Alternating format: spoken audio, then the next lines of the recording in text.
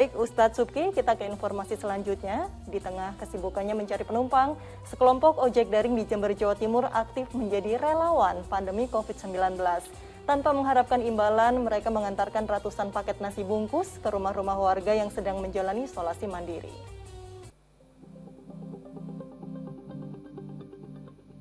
Sekelompok ojek daring ini tampak sibuk beraktivitas di pinggir Jalan Raya Sumatera, Kelurahan Tegal Boto, Kecamatan Sumbersari, Jember.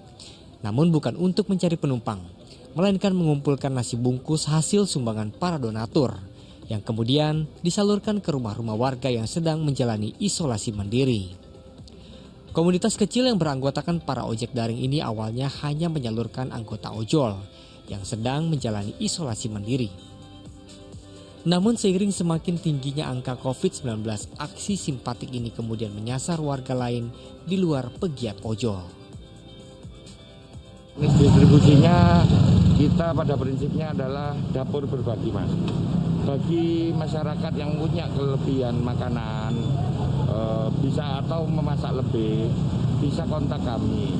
Kami akan bantu mendistribusikan kepada orang-orang yang sedang melakukan isolasi mandiri. Sudah sampai berapa kali perjalanan? Kita melakukan 2 sesi pengiriman.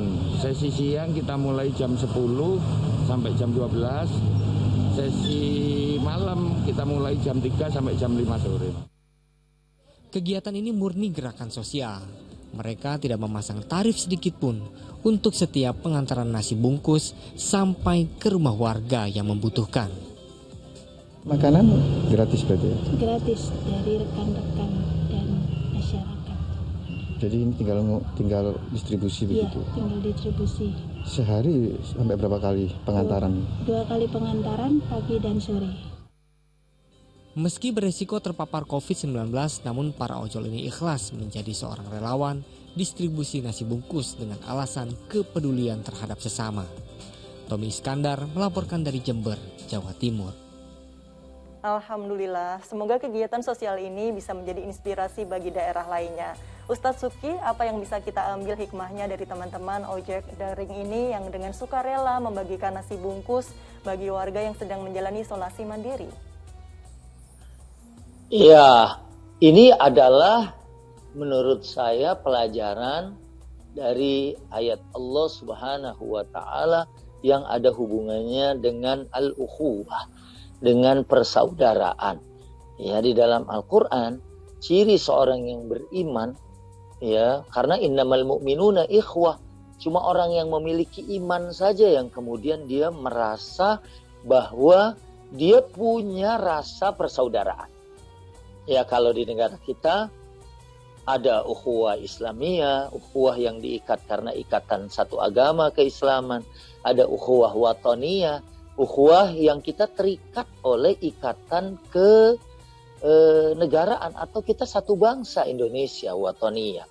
Dan kalaupun tidak satu negara, ada yang namanya istilahnya ukhuwah basyariyah, ikatan persaudaraan kita sesama manusia. Andai ada orang asing, entah itu dari benua Eropa, Australia, Amerika, atau dari negeri yang kita tidak kenal sekalipun, innahum bashar, mereka adalah manusia. Yang kalau kita tolong, kita bantu, maka ini akan mendapatkan pahala buat kita. Dan yang luar biasa, yang melakukan kebaikan itu adalah orang yang selama pandemi ini sangat terdampak.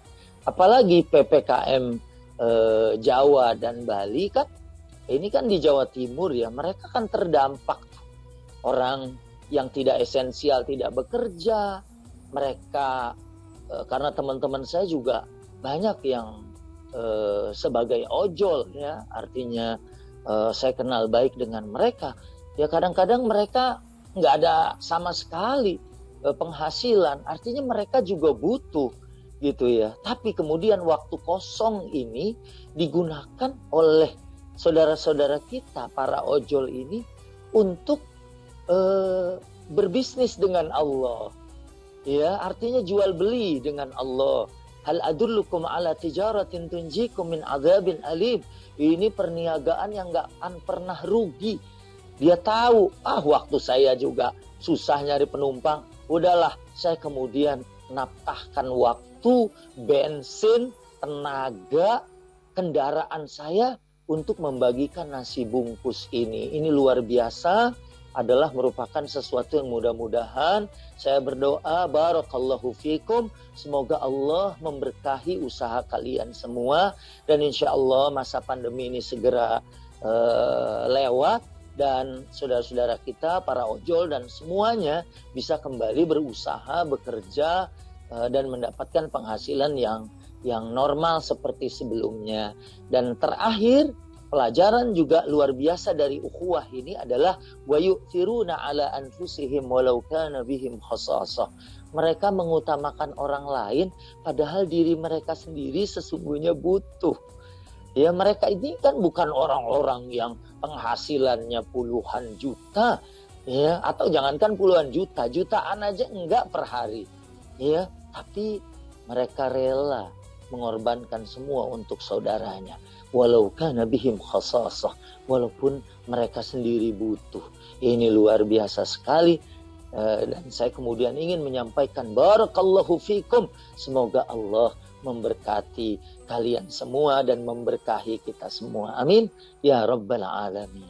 Amin, amin ya robbal alamin. Mereka sendiri butuh, tapi mereka masih mau meluangkan waktunya untuk membantu orang lain dengan berbisnis dengan Allah, begitu ya Ustadz, menabung di akhirat nantinya. Subhanallah. Nah Ustadz Subki, selanjutnya kita spesifik akan membahas tentang orang yang ikhlas beramal di jalan Allah ini. Apa saja keutamaan bagi mereka yang dengan hati ikhlas hanya mengharap ridho Allah? Iya, baik.